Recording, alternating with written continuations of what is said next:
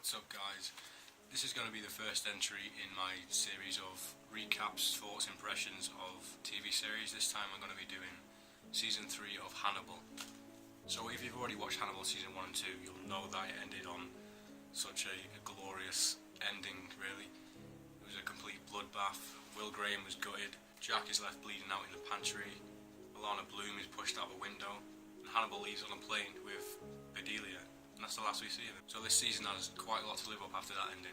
So, without further ado, let's get on to the episode. Straight away we're given the signature artistic style. The cinematography is beautiful. There's loads of awesome art style choices. We see someone's driving through a city on a motorbike, and we can see all these kind of like cool shots of reflections through car mirrors and through his helmet and stuff.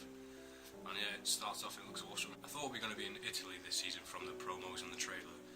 Then we get like a skyline shot and it's actually in Paris, and that threw me off quite a bit because I didn't know what was going to happen. But yeah, we start off in Paris and basically Hannibal goes to some party and ends up going back to this man's house, this rich guy's house, and killing him, and then uses his identity, I think, or says that he works for him, and then he moves to Italy. So yeah, we go to Italy where we expected the season to start.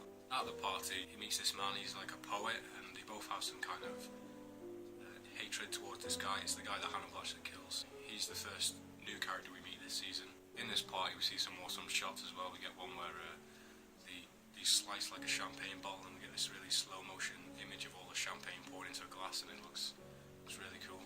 We get the obligatory cooking scene, which always makes me hungry. I bet it makes you hungry as well. It's basically, I think it's him eating this guy, chopping up this guy.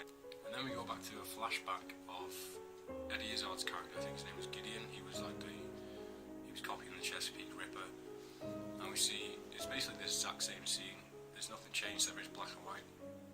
I didn't notice it straight away, but the aspect ratio changed as well. It went from full screen to like a widescreen during flashbacks.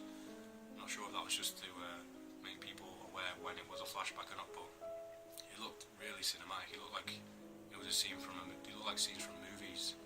Like the way they were shot and the production values in the show are like beyond most network shows. We see Bedelia and Hannibal. They're actually ballroom dancing, and this is the first time Hannibal gets questioned about what's happened. This man with a beard, he clearly knows something that no one else can recognise. This man disappeared basically, and that Hannibal has something to do with it. And he starts questioning whether Hannibal's fluent in Italian language or not. You can see Hannibal's kind of panicking a little bit because there's a huge crowd watching it. But then as the guy thinks he got the hand, Hannibal starts speaking this fluent, like old style Italian of Dante's Inferno, and he basically proves the guy wrong, and then all the crowd seem to give him like a round of applause for being able to quote it. So he's narrowly escapes there, but this guy knows something. And then after the scene we get to see Bedelia and Hannibal back in like a hotel or their house, wherever they are. This is like the first time we get to see everything from Hannibal's perspective, not from like Will Graham talking to Hannibal. We actually see him behind the scenes, and he's talking about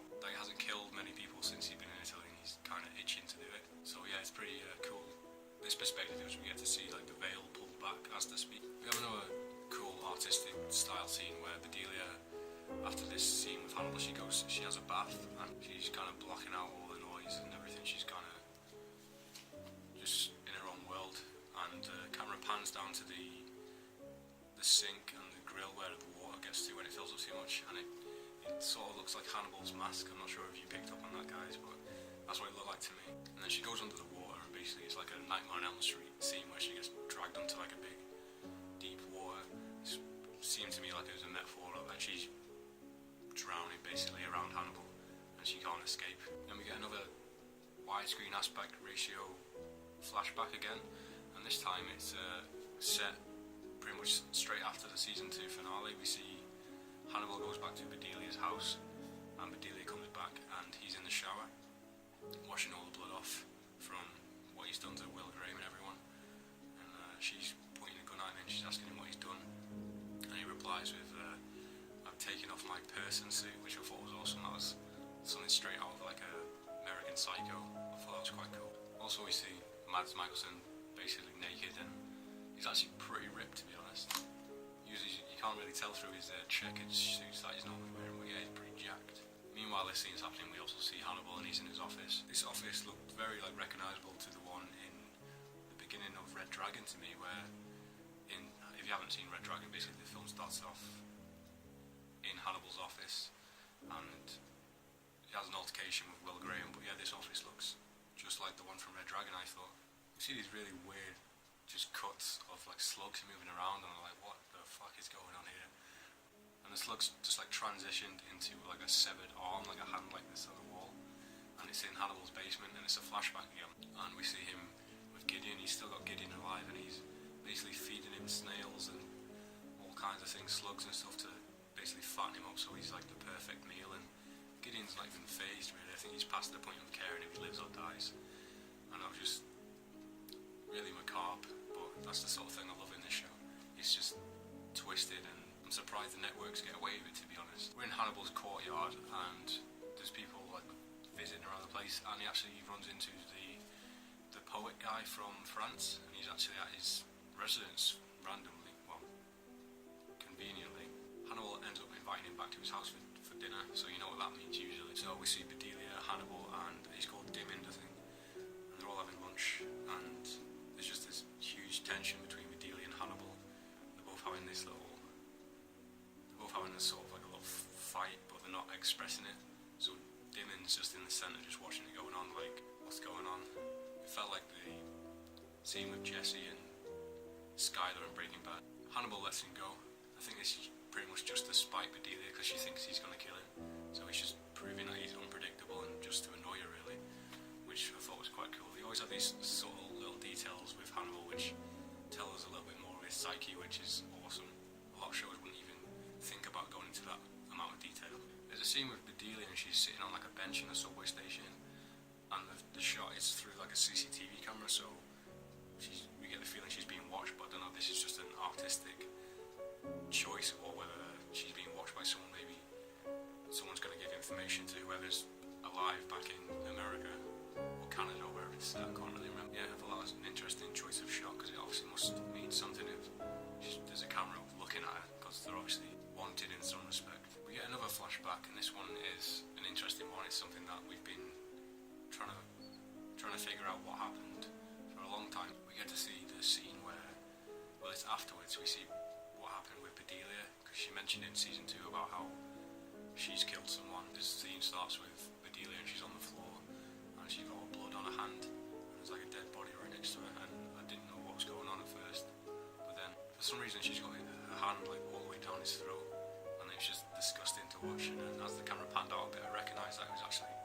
Zachary Quinto. You might know him from American Horror Story or the Star Trek movies, or he used to be on Heroes. That was a really gross scene, but I'm expecting to see more of him, because you don't just have someone like Zachary Quinto as a dead body. So I'm sure we're going to see more flashbacks of him later in the season, which I can't wait to see, because he was actually one of Hannibal's patients, so he's probably a sick fuck, so he plays sick fucks well as well, so I can't wait to see more of him.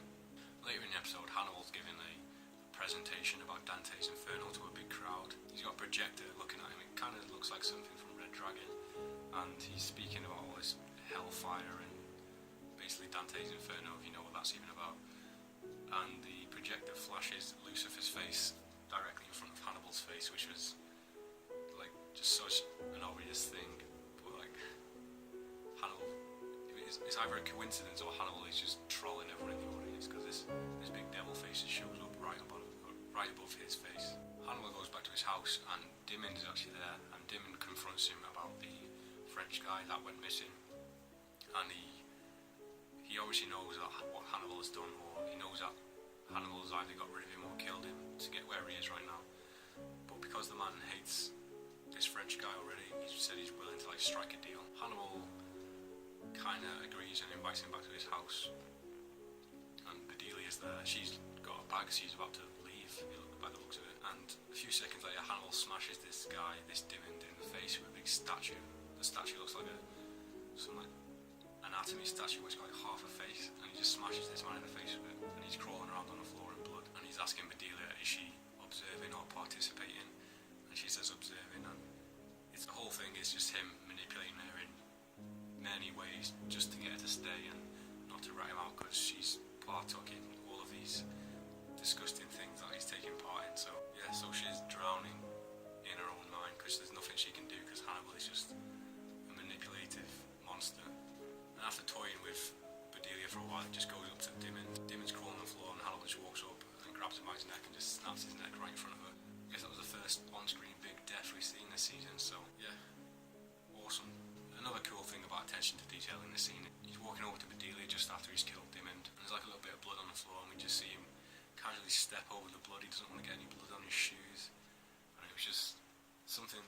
It makes you think about what's going through Hannibal's head, because he's such like a monster. He likes killing people with his hands, but he doesn't want to get any blood on his like nice clean shoes. It's just like an extra depth or insight into Hannibal's mind. I love these tiny details that bring more out of him. And then finally we see at the end of the episode, we get like a cross-cut scene where Hannibal's actually making like a heart out of origami, and we see like flesh being chopped up. And by the looks of it, he's actually made like he's used Dimond's torso to create like the heart organ, and it was just horrible to see, but it's the kind of thing we see in season 1 and season 2 with all the Chesapeake River things. So yeah, those are my thoughts on episode 1 of season 3 of Hannibal. So I hope you enjoyed them, and I hope you'll stick around for next week's episode 2. So if you want to check out my channel, go ahead. I've got Game of Thrones reviews, gaming content, all kinds of stuff.